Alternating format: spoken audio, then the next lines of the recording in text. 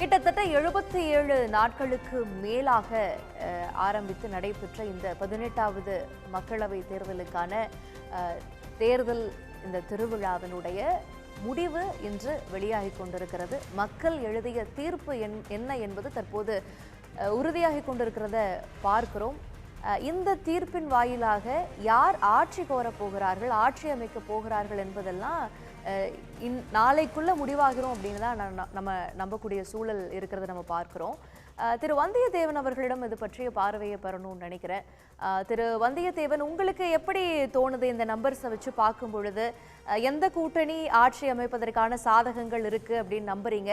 இப்ப பிஜேபி நம்பிட்டு இருக்கக்கூடியது நிதிஷ்குமார் அவர்களையும் சந்திரபாபு நாயுடு அவர்களையும் அப்படிங்கிறப்ப பிஜேபியினுடைய இந்த ஒரே நாடு, ஒரே தேர்தல், ஒரே கட்சி அப்படிங்கிறதெல்லாம் உடைக்கப்பட்டிருக்கு.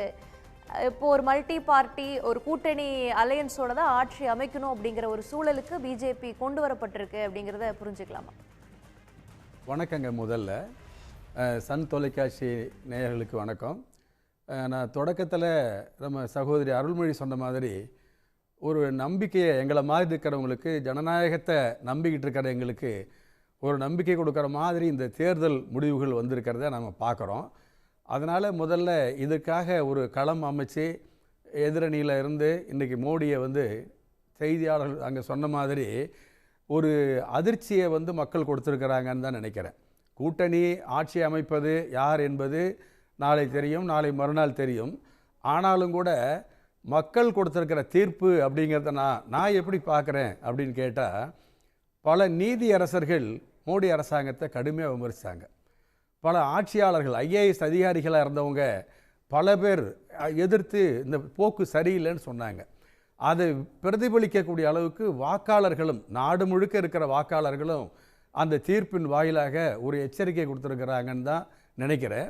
இந்த தேர்தல் முடிவுகளை கூட நான் எப்படி பார்க்குறேன்னா, ஆட்சியில் இருந்த மோடி அவர்கள் தன்னுடைய ஆட்சியினுடைய சாதனைகளை சொல்லி கேட்டால் பரவாயில்ல, அல்லது அந்த சாதனைகளுக்கு எதிர்க்கட்சி ஒத்துழைக்கலைன்னு எங்கள் மேலே குற்றம் சுமத்தினா பரவாயில்ல. அதையெல்லாம் விட்டு அவர் பேசின பேச்சு, தேர்தல் பரப்புரை இருக்குது பாருங்கள், அதுவே மக்களுக்கு வெறுப்பாக மாறி தான் இந்த தண்டனையை கொடுத்துருக்குறாங்க.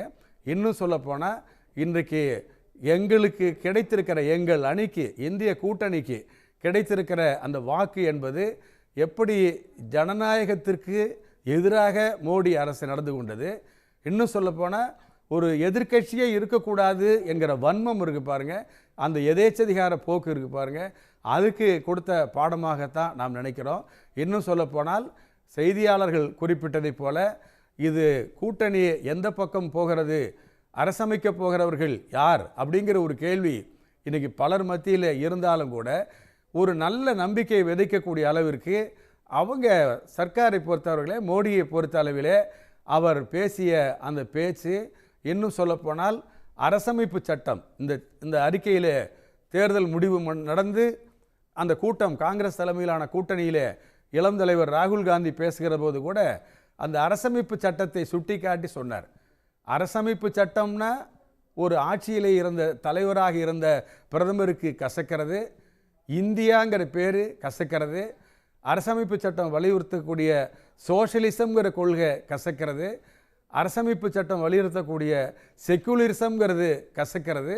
அங்கே நாடாளுமன்றத்திற்கு ஒரு மசோதாவை முன்வச்சு பேசுறதுங்கிறத அவர் விரும்பலை. எதிர்க்கட்சிகளுக்கு வாய்ப்பு கொடுக்க மறுக்கிறாரு. அப்படி பேசிய நாடாளுமன்ற உறுப்பினர்கள் எவ்வளவு பேர் பதவி நீக்கம் செய்யப்பட்டாங்கிறதெல்லாம் நாம் தெரிஞ்சது. எனவே இந்த எதேச்சதிகாரத்துக்கான ஒரு யுத்தமாகத்தான் நாம் பார்த்தோம். மக்கள் நம்பிக்கையை விதைக்கக்கூடிய அளவிற்கு அந்த வாக்குகளை அளித்திருக்கிறாங்க. அது ஆட்சி அமைக்கக்கூடிய நிலையிலே இருக்குமா என்கிற ஐயம் பலருக்கும் இருப்பதை போல நமக்கும் இருக்கும். நம்ம பொறுத்தளவில் தேர்தல் காலத்திலே எதுவும் நடக்கலாம், யாரும் எங்கே வேணாலும் போகலாம், அதற்கெல்லாம் வாய்ப்புகள் ஏராளமாக இருக்கிறது.